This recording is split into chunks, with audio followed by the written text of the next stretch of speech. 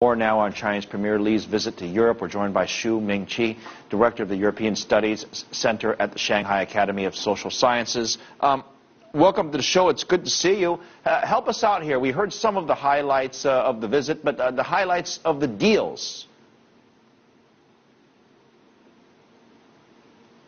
Yes, the deal, I think, further promoted the cooperation between China and EU, and especially with France,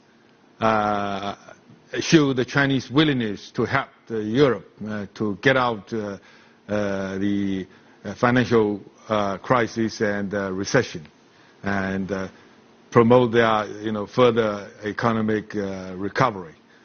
And I think, and China, of course, also will benefit from the cooperation between EU and especially with France.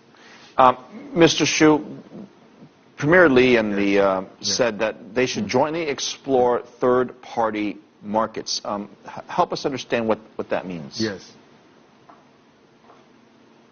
Well, that's the most attractive point, that raising the cooperation level between China and Europe, especially with France, because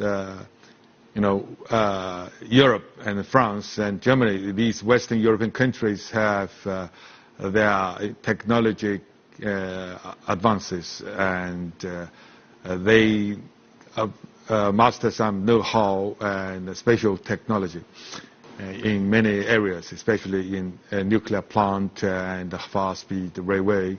But China has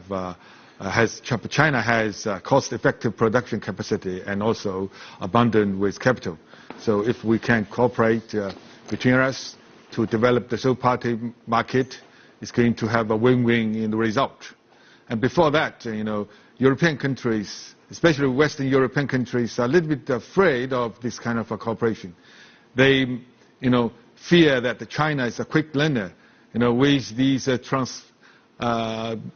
transmitting of technology to Chinese party by investment in China. They fear that China may learn the technology and then, develop its own industry and squeeze them out of the market. Yeah. But now China proposed to have a cooperation.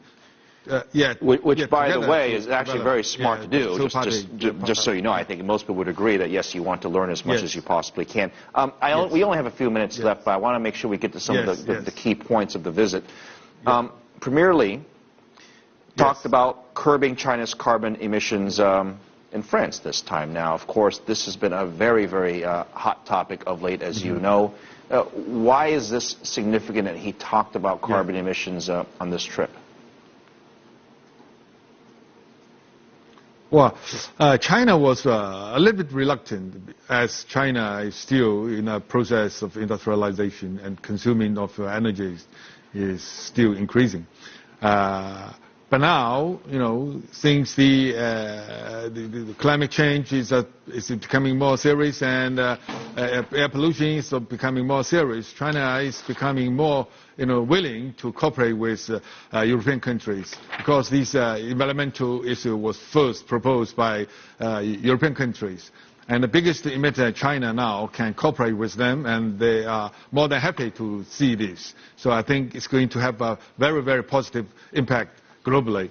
I think so. That's why China officially, accept the reducing of the emission in the future, and are willing to taking some international efforts together with European countries. I think so. That's why